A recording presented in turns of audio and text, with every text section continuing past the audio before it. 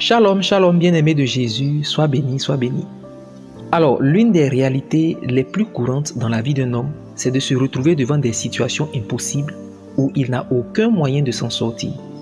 Et telle est la situation de la veuve dans 2 Rois chapitre 4, les versets 1 à 7. Cependant, avec un vase d'huile qui en apparence n'était rien de bien important et des vases vides, Dieu, par le canal de son serviteur, le prophète Élisée, va changer la situation. Alors que la femme expose son problème à Élisée, celui-ci va lui demander « Que puis-je faire pour toi ?» Cependant, il ajoute une autre question et il dit « Dis-moi, qu'as-tu chez toi ?» Ces deux questions amènent alors à comprendre une leçon importante et déterminante. C'est que ce que Dieu va faire pour toi prend sa source dans ce que tu as. Autrement dit, Dieu va utiliser ce que tu as pour te bénir, t'exaucer, te délivrer. En règle générale, on connaît la puissance de Dieu à agir ex nihilo, c'est-à-dire à partir de rien ou sans l'intervention humaine. Cependant, Dieu, bien souvent, glorifie son nom en agissant sur la base de ce que nous avons en réserve. Rappelle-toi que Dieu a dit à Gédéon, « Va avec la force que tu as et délivre Israël de la main de Madian. » Juge 6, verset 14. Le problème ici, c'est que tu n'as pas trop la foi quand Dieu veut faire avec ce que tu as. D'ailleurs, comme la femme samaritaine, tu estimes même que tu n'as rien, parce que ce que tu as n'est rien à tes yeux. Verset 2. Tu te dis quelque chose comme « Moi, j'ai quelque chose qui peut changer ma situation et puis je suis encore là à vivre ça. » Pourtant, tout comme la femme samaritaine, tu as un vase d'huile et c'est bien plus qu'il n'en faut.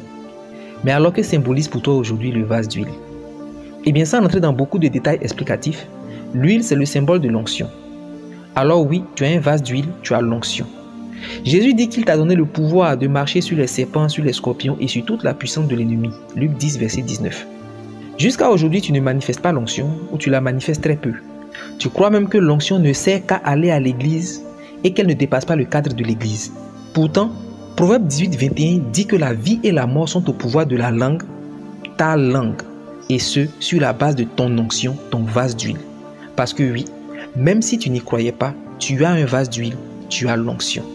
Alors, jusque-là, tu n'as pas utilisé ton vase d'huile, c'est juste que tu n'as pas encore pratiqué la recommandation d'Élisée au verset 3 à 4. C'est-à-dire aller demander au dehors, chez tous les voisins, un grand nombre de vases. Alors, les vases à prendre chez les voisins en grand nombre sont le symbole de la foi. L'onction a besoin de la foi pour pouvoir se déployer. Au départ, tu as méprisé ton vase d'huile, ton onction. Alors, tu as du mal à croire que quelque chose comme une solution peut sortir de toi. Tu as donc besoin de la foi pour y transvaser ton onction afin de décanter ta situation. Des vases en grand nombre, parce qu'il faut une grande foi pour réaliser de grands exploits et que Dieu a en horreur la foi en petite quantité. Matthieu 8, verset 10 et Matthieu 16, verset 8.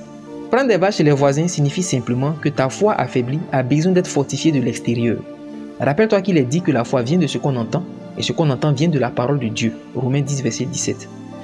Alors tu l'auras compris, tes vases vides en grand nombre à prendre chez les voisins, c'est ce que tu vas entendre de la parole de Dieu par la lecture, la méditation, les messages prêchés et surtout les témoignages qui te disent que rien n'est perdu. Ton onction ainsi transvasée dans la foi en quantité va pouvoir payer ta dette et te laisser assez pour vivre heureux dans le nom de Jésus. Alors je prie pour toi. Je prie qu'en entendant ce message, là où tu étais ébranlé, hésitant, que l'esprit de force et d'audace te fasse te tenir sur tes pieds et te donne la foi dans le nom de Jésus. Déclare sur les problèmes comme Jésus a menacé la tempête et reçois la conviction d'agir de façon prophétique et réalise l'impossible dans le nom de Jésus. Que Dieu te bénisse.